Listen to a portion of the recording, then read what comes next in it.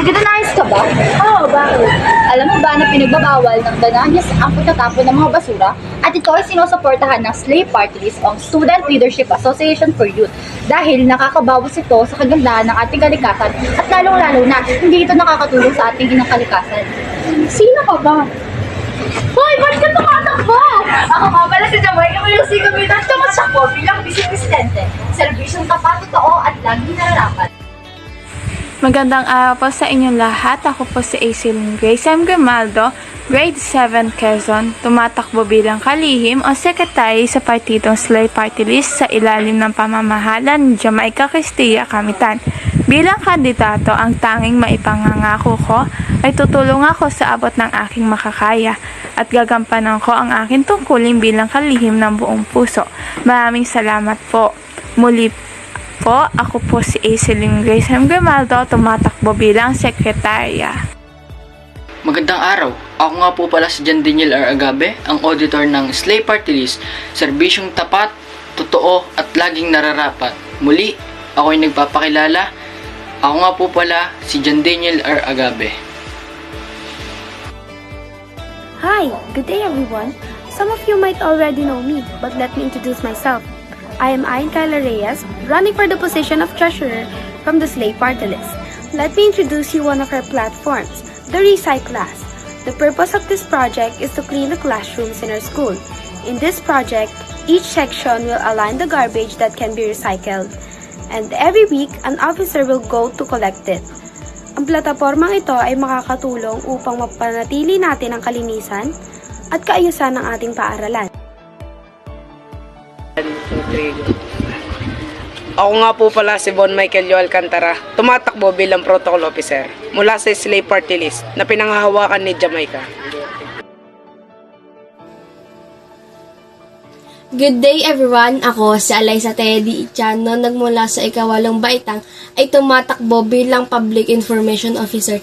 Inaasahan ko ang inyong pagboto sa akin sa darating na eleksyon at kung ako man ay pala rin na manalo ay asahan yung gagampanan ko ang tungkuling iaatang niya sa akin sa abot ng aking makakaya.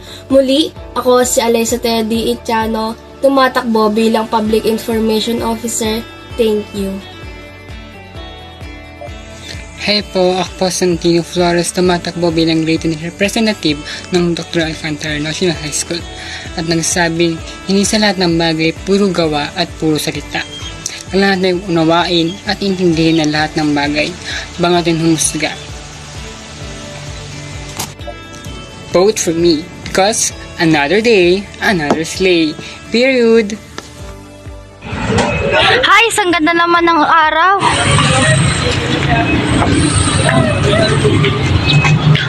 Hala ate, ba't ka po nadapa?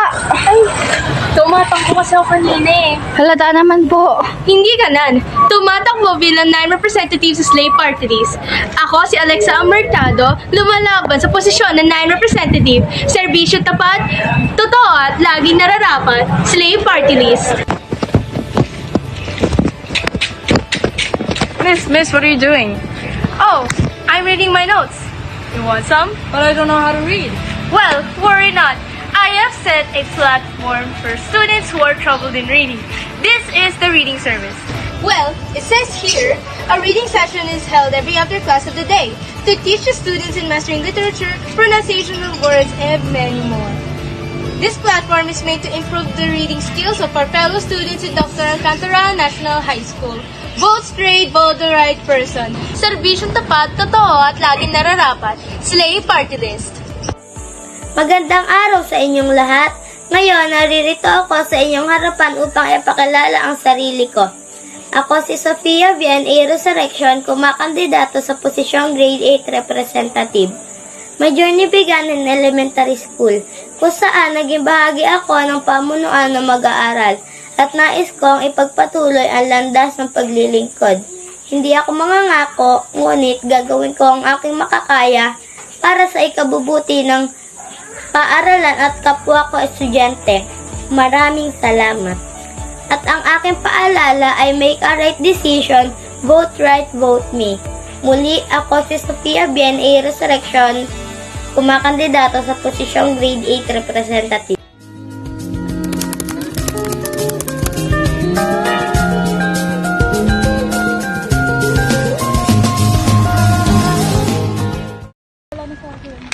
Ate, ay di mo tayo. Ako ang presidente ng Abante Party. O, aspiring builders of academic nurturing, teamwork and empowerment. Naririto at kilalanin niyo ang miyembro ng aking partido. Simula sa grade 8 representative. My name is Rihanna M. Flores, running for the position of grade 8 representative under the banner of Abante Babae. I will do my very best and do my responsibility if elected. I will encourage my fellow students into sports and increase academic interest. Si Flores ay tapat, lahat tayo ay aangat. Hey everyone, my name is Lorene Vergara, running for the position of grade 9 representative under the banner of Abante Party. Lorene ay pagkatiwalaan para sa kalinisan ng ating paaralan. Hi, good day everyone. I'm Shane Mercado, isang aspiring student leader na tumatakbo bilang grade 10 representative mula sa partido ng Abante Babae. Good day everyone. I am Akira Vinis Barion, running for the position of protocol officer. Good morning to all of you. My name is Abigail P. Ramos from Grade 8 Osmeña, ready for the position of PIO. Once again, I am Abigail P. Ramos for Public Information Officers. Kapag kay Ramos, tiyak makakaraos. Hi everyone, my name is Princess Arce Roma, running for auditor. Pag kay si Roma, lahat ng problema ay maririsolba. Muli, ako si Princess Arce Roma mula sa partido ng Abante Babae. Hi everyone, my name is Kai Hyacinth Gloria, running as the treasurer for Abante Babae. I won't promise anything, but I'll make sure I handle my responsibilities like how I handle my money. Think and plan before act. Kay lahat kakayanin. Good day my fellow students! Ako si Erica P. Ramiro, tumatakbo bilang sekretarya ng ating paaralan. Nagmula sa partidong Abante Babae. Ako'y wala na masyadong sasabihin, ngunit aking sisiguraduhin, aking tungkulin ay aking aayusin at gagampanin. Muli ako si Erica P. Ramiro, tumatakbo bilang sekretarya. Kung ako sa inyo, sumugal kayo kay Erica Ramiro dahil panigurado wala kayong talo. Hello, good day everyone. My name is Angel May Bica Gitla and I am running for the position of Vice President. Bakit si Angel para sa Vice Presidente? Because I am passionate and have goals in this organization. I know that I have my own skills and experience to help the school lead it to success. And also, I have a strong voice for our community and organization. As an aspiring student, I could work closely with our president and the rest ng mga papalaring manalo bilang SSLG members para sa ikabubuti ng ating paaralan. Wala na po akong masyadong pangakong bibitawan dahil minsan ito ay napapako. Muli ako si Angel May Bica Gitla, tumatakbo bilang Vice Presidente. Nais maghatid ng serbisyong totoo lamang, pangako walang maiiwan dahil masakit ang maiwan.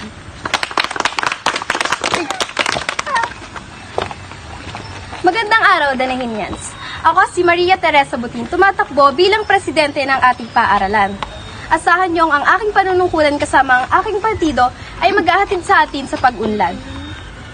Kapag ang boto niyo ay kay Butin, ang lahat ng mithiin ay ating aabutin. Sige po.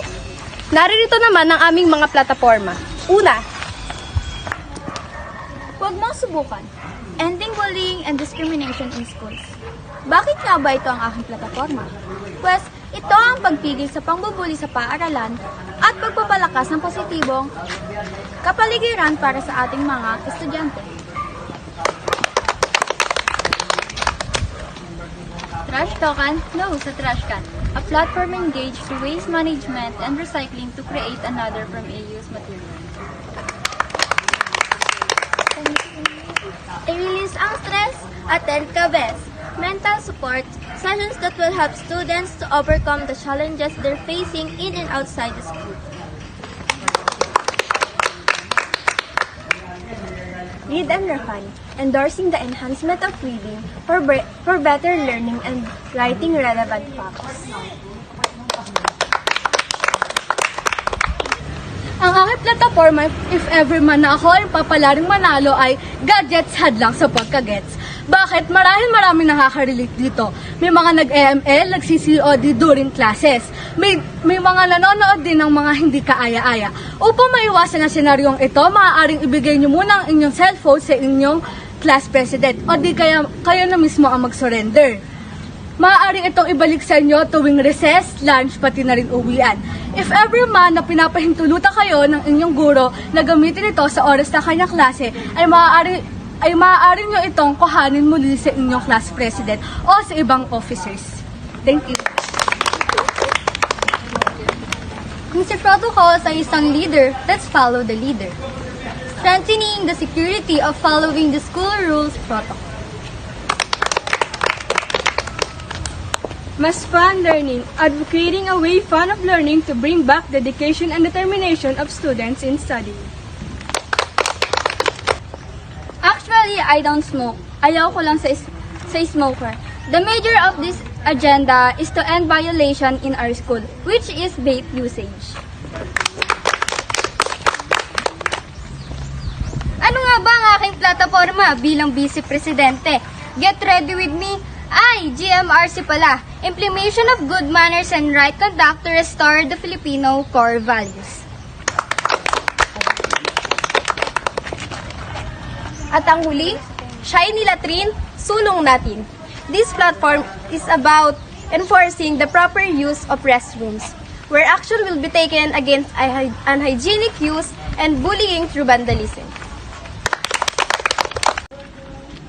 Samahan ninyo ang Abante Party sa pagsulong ng mga advokasya na makakatulong sa pagbubukas ng makabagong ideya para sa pag-unlad ng ating paaralan.